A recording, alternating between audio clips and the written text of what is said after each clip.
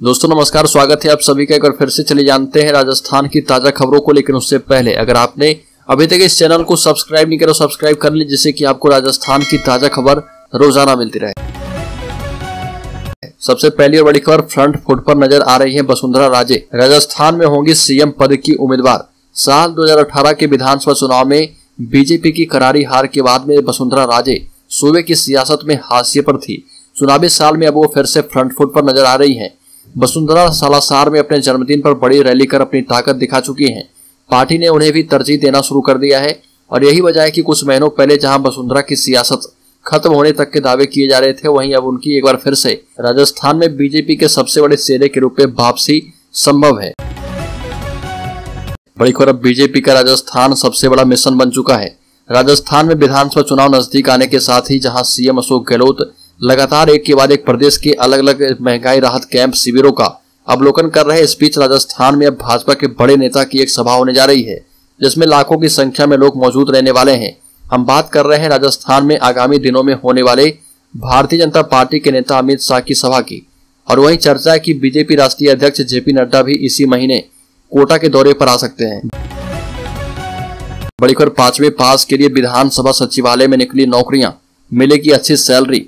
विधानसभा सचिवालय में 5वीं तक की पढ़ाई करने वाले उम्मीदवारों के लिए भर्तियां निकली है। यह भर्तियां राजस्थान में हो रही हैं। राजस्थान विधानसभा सचिवालय ने 4th श्रेणी कर्मचारियों की वैकेंसी निकाली है, जिसके लिए कैंडिडेट से ऑनलाइन आवेदन आमंत्रित किए गए हैं।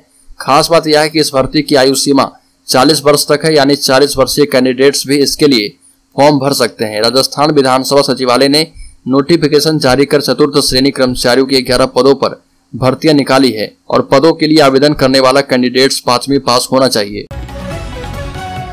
बड़ी खबर, गृह मंत्री अमित शाह 27 जून को उदयपुर में करेंगे जनसभा। तुष्टिकरण और कन्हैया लाल का सिर कलम मामला गूंजेगा। राजस्थान बीजेपी ने केंद्रीय गृह मंत्री और बीजेपी के चाणक्य अमित शाह के दौरे और जनसभा की तैयारियां शुरू कर दी है।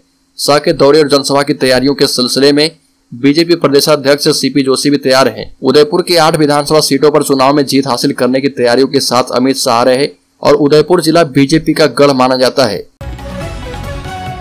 बड़ी खबर, टोंक में पत्थर की खदान में काम कर रहे मजदूरों पर गिर गया पहाड़, हड्डियों का चूरा हो गया, पापड़ में बदल गई लाशें। टोंक शहर के मेहंदाबाद थाना इलाके में सुबह सवेरे दर्दनाक खबर सामने आई है। यहाँ 2 मजदूरों की मौत हो गई। खदान पर काम करने वाले मजदूरों के शव सवेरे खदान से ही बरामद किए गए हैं। दोनों शवों को मुर्दा घर में रखवाया गया है। एक अन्य की हालत गंभीर बनी है। हादसा काबरा इलाके में पत्थर की माइन क्षेत्र में हुआ है। इस हादसे में 50 से 60 फीट ऊंचाई से गिरे पत्थर के कारण शेरू खान और देवालाल के शरीर पापड़ की तरह चपटा हो गए थे। एक बार झालवाड़ के भवानी मंडी में सर्व समाज ने 12 में गौरव शर्मा हत्याकांड को लेकर किया प्रोटेस्ट। 1 करोड़ मुआवजा और सीबीआई जांच की मांग की। ज्ञापन के माध्यम से बताया गया कि वर्तमान नगर कांग्रेस अध्यक्ष एवं ब्राह्मण समाज के पदाधिकारी वरण गौरव शर्मा की दिन दहाड़े गोली मारकर हत्या कर दी गई, जिनकी आकस्मिक मृत्यु से उनके अब बच्चे अनाथ हो गए हैं। वहीं समाचार पत्र में छपी खबर के मुताबिक पुलिस मामले में प्रभावशाली लोगों को बचाने का प्रयास भी कर रही है, जिसके लिए सर्व ब्राह्मण समाज ने मामले की जांच आयोग से कराने की मांग की है। सीबीआई और परिवार फिर से मिले हैं और सर्व ब्राह्मण समाज की ओर से राज्यपाल एवं मुख्यमंत्री के नाम ज्ञापन सौंपे गए। बड़ी खबर, राजस्थान में इस बार डंके की चोट पर रिपीट होगी कांग्रेस की सरकार। शांति धारीवाल ने किया बड़ा दावा। शांति धारीवाल ने कहा कि इस बार भी डंके की चोट पर कांग्रेस की सरकार रिपीट होगी। ये भी कहा कि हम घर घर लोगों की समस्याओं को जाकर सुन रहे, उनका समाधान कर रहे। शांति धारीवाल ने कहा कि जुलाई महीने में कांग्रेस की कैबिनेट की मीटिंग कोटा में होने जा रही है। जुलाई के अंत तक पूरी कैबिनेट यहां पर आएगी और चंबल रिवर फ्रंट और ऑक्सीजन सिटी पार्क का लोकार्पण होगा। बड़ी खबर, राजस्थान के मंत्रालय कर्मचारियों को गहलोत सरकार ने दी बड़ी राहत। कर्मचारियों में खुशी की लहर। मुख्यमंत्री अशोक गहलोत ने एक बार फिर से संवेदनशीलता दिखाते हुए मंत्रालय कर्मचारियों को बड़ी राहत प्रदान की है। पिछले 94 दिन से क्रमिक अनशन कर रहे कर्मचारियों को मुख्यमंत्री आवास बुलाकर उनका क्रमिक अनशन समाप्त करवाया गया और कर्मचारियों ने बताया कि मुख्यमंत्री अशोक गहलोत ने एक बार फिर से बड़ा दिल दिखाते हुए कर्मचारियों की मांगों को पूरी कर दी है। बड़ी खबर, मुख्यमंत्री ने किसानों के खातों में ट्रांसफर की 175 करोड़ रुपए। सीएम अशोक गहलोत ने लंपी से मरी गायों का मुआवजा किसानों के खाते में सीधे ट्रांसफर किया है। सीएम ने जयपुर के सीतापुरा में 3 दिन के किसान के महोत्सव की शुरुआत करते हुए 41,900 किसानों के खातों में 175 करोड़ रुपए सीधे ट्रांसफर किए हैं। हर किसान को एक गाय की लंपी से मौत पर 40,000 रुपए का मुआवजा दिया गया है। सीएम ने कहा कि लंपी से सरकारी सर्वे में 52,000 गायों की मौत मानी गई। बचे हुए करीब 11,000 किसानों के बैंक खातों की डिटेल अपडेट करके 15 दिन में मुआवजे का पैसा ट्रांसफर कर दिया जाएगा। बड़ी खबर, जनजातीय सुरक्षा मंच की डिलिस्टिंग रैली आज है।